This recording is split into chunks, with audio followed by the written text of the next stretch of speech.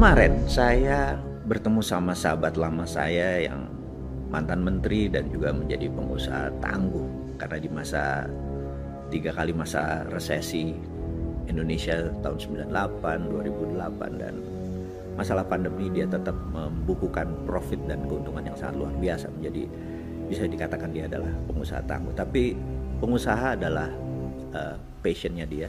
Ada salah satu passionnya dia adalah geopolitik, dan kita tahu di Indonesia saat ini sedikit sekali manusia-manusia yang mempelajari, membaca buku, berdiskusi tentang geopolitik, geostrategi, dan geoekonomi gitu ya. Nah, hari ini kita akan membahas 3 hal tersebut. Apa sih itu geopolitik gitu ya? Apa itu geostrategi gitu?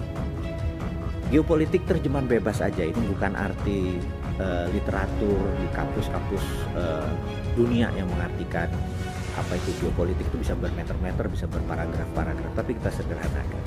Geopolitik adalah kekuatan geografi sebuah negara, anggap aja Indonesia, untuk politik kawasan.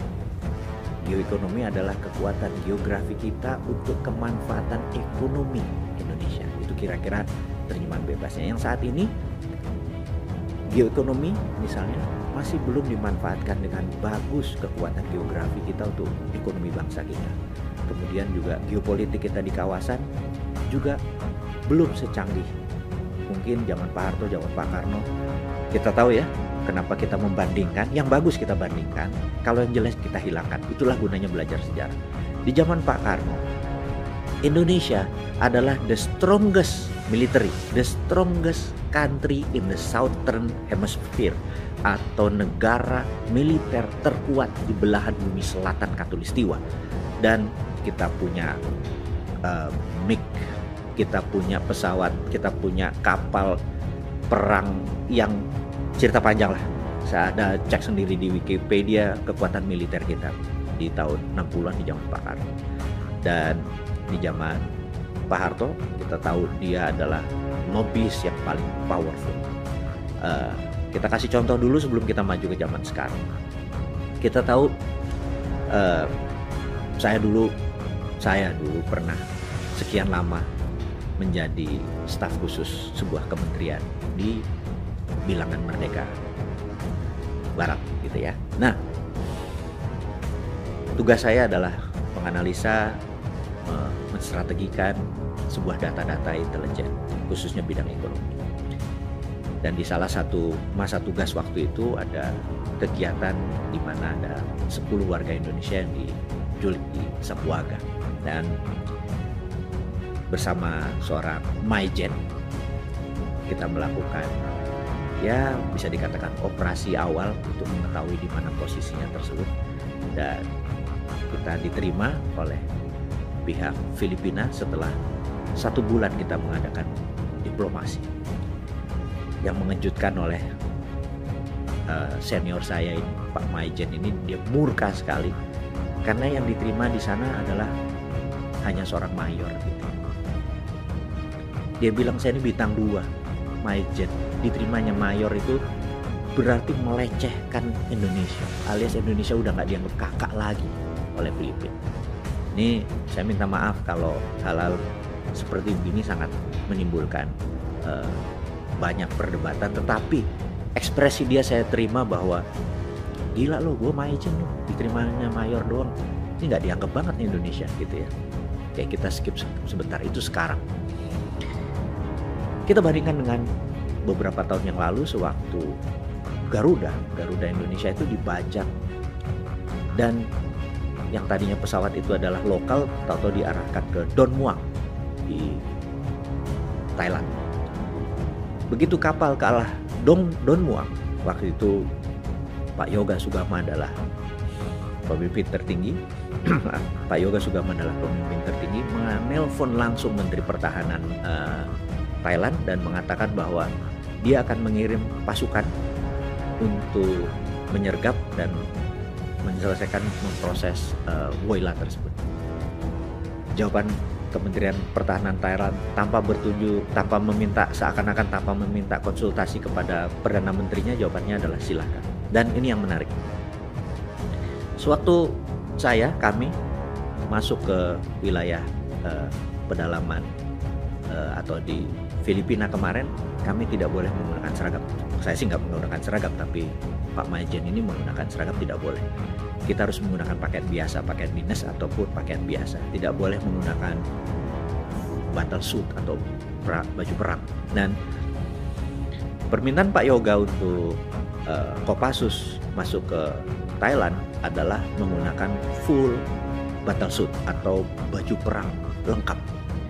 Dan di dalam perjanjian internasional yang saya ketahui, begitu militer menggunakan baju perang lengkap, maka itu artinya penaklukan. Artinya kalau Indonesia membawa 100 tentara Kopassus masuk ke Bangkok, masuk ke Don Muang di Thailand dengan full battle suit, itu artinya Bangkok atau Thailand udah ditaklukkan. Tetapi bukan begitu ceritanya. Karena kita menjadi sahabatnya Thailand, kita menjadi kakaknya Thailand, maka kita boleh menggunakan full battle suit. Jadi begitu kapal Garuda itu dengan pembajaknya mendarat, dalam beberapa jam kemudian pasukan Hercules Kopassus mendarat, dan kita tahu setelah itu sejarah dalam 24 jam semuanya selesai. Dan dunia surprise sekali dan mengangkat derajat Kopassus sebagai mungkin pasukan elit nomor 1 di dunia pada saat itu. Indonesia mendapat respect di mata dunia dengan peristiwa Kopassus membebaskan pembajak di Garuda Woyla di Don Muang. Dan kita harus membahas behind the scene-nya. Kok bisa Thailand itu begitu ramahnya dengan Indonesia waktu itu? Nah, kenapa hal itu bisa terjadi?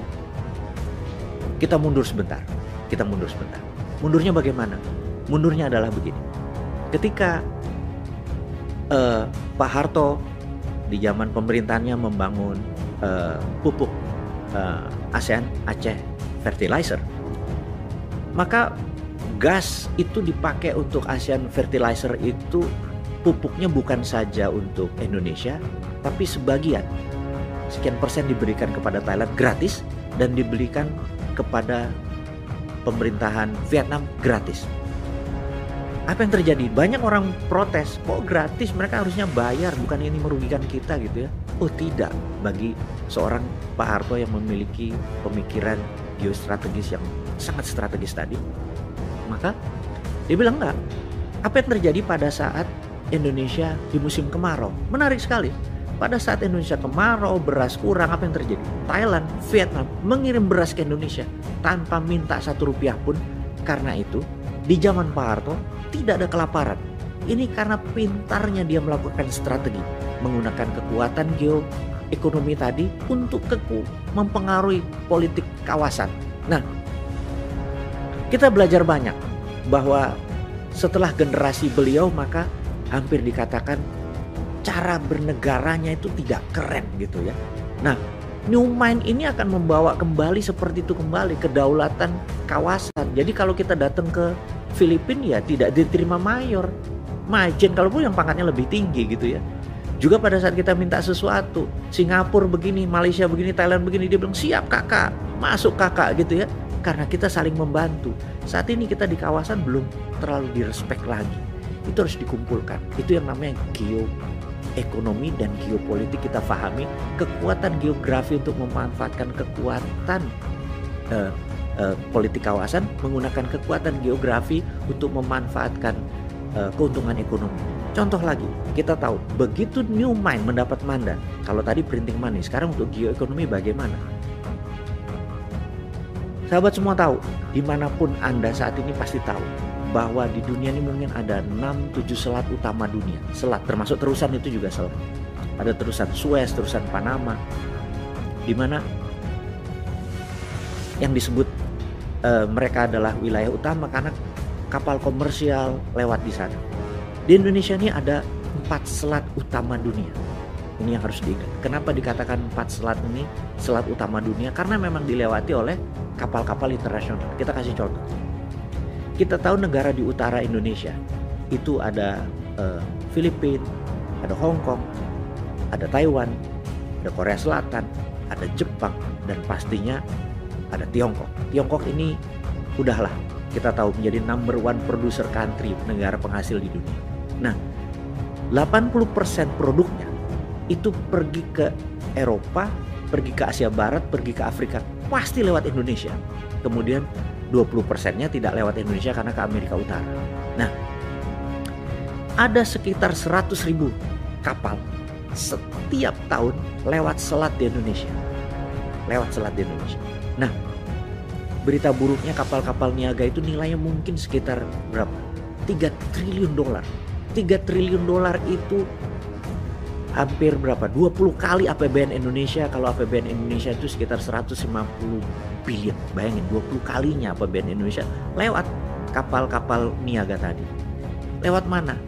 Contohnya kalau Australia mau mengirim nikelnya, mau mengirim batu baranya, dia akan lewat Selat Sumba, terus ke utara, Sumbawa, ke utara lewat Selat Makassar.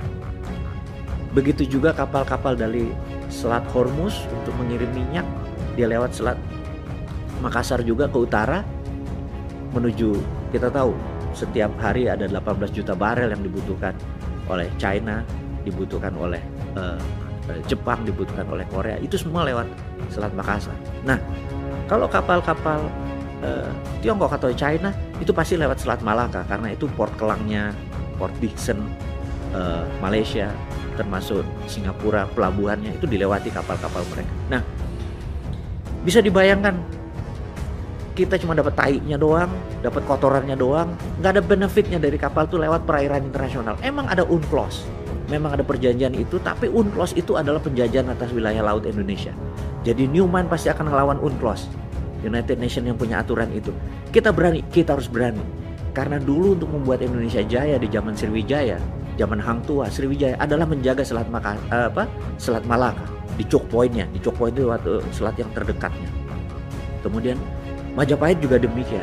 Mereka menjaga dan yang lewat bayar. Karena itu kita adalah negara maritim dari awalnya. Sayangnya otak kita belum maritim karena kita terlalu terpesona dengan Amerika yang negaranya kontinental atau daratan, juga terpesona dengan Tiongkok yang juga daratan, terpesona dengan Eropa juga daratan.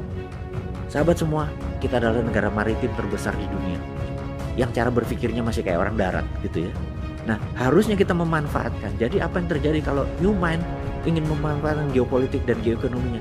Kita tutup itu angkatan laut, langsung kita pageri itu Natuna, pageri Selat Sunda, pageri Laut Andaman, pageri semua Laut Arafuru.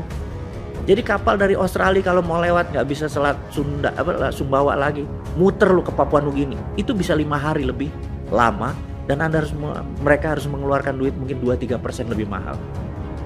Tiongkok, Korea kalau mau lewat Selat Malaka, muter lewat Papua Nugini. Itu bisa 7 hari, 8 hari menuju lebih lama dari ke Eropa Barat. Bisa mengeluarkan 3-4% lebih mahal. Tapi kalau mau lewatin Indonesia murah, cukup bayar 1% dari nilai barang. Kalau 1% dari 3.000 triliun itu berapa? 30 billion dolar.